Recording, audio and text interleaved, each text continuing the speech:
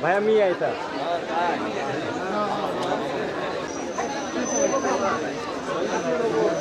video phone করে গেছে ঠিক আছে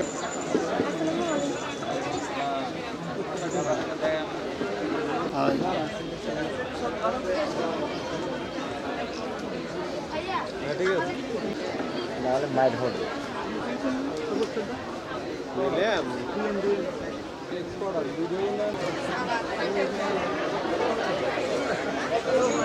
রাখেন রাখেন একটু ধরে রাখেন ঠিক আছে তাকাবেন একটু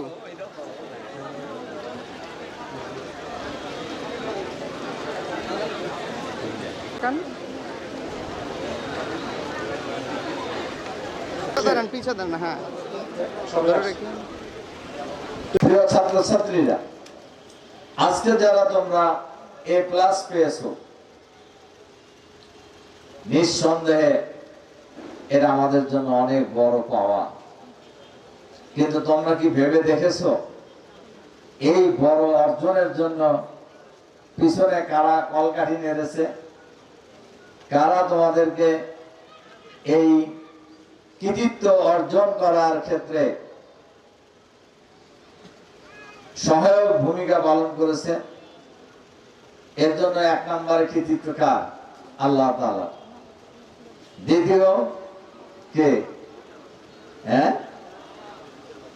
বাবা মা অর্থাৎ অভিভাবকরা এরপরে কি আমি মাঝে মধ্যে আটকে যাই যে দুই নাম্বার কি বাপ মা হবে না শিক্ষক হবে কে হবে বলো তো দেখি বাবা মা আসলে বাবা মা হবে এই কারণে বাবা মা স্কুল পর্যন্ত না নিলে তো তুমি শিক্ষকের কাছে যেতেই পারতা না কাজেই বাবা মাই এই কৃতিত্বের দাবিদার তবে শিক্ষকরাও কম নয় এবং শুধু তাই নয় অনেক সময় সহপাঠীরাও যদি ভালো সহপাঠী হয় তারাও এই কৃতিত্বের অংশীদার হওয়ার যোগ্যতা তারাও পেতে পারে আবার যদি অসৎ সহযোগী হয় তাহলে একজন ছাত্রছাত্রীকে ধ্বংস করে দেওয়ার জন্য আর কিছুই একটা কথা আছে না সৎসঙ্গে সর্বনাশ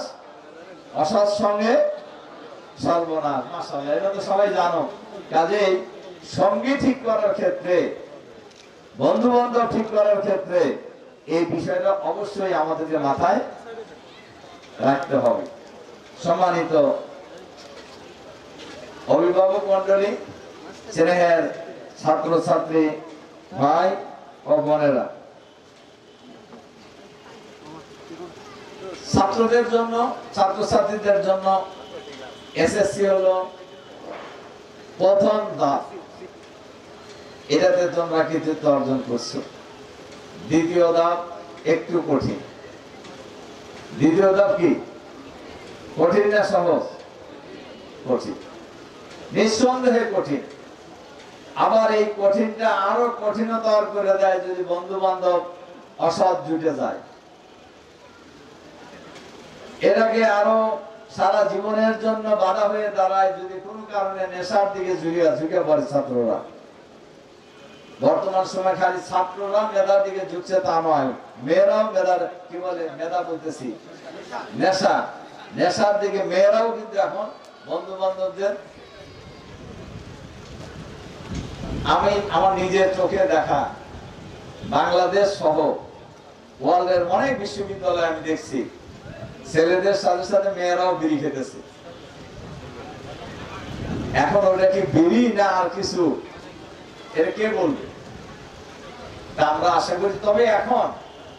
অন্য দেশের কথা বাদ দেব বাংলাদেশে বিড়ি খাওয়ার পরিমাণ অনেক কমে গেছে কি ভুল বলছি নাকি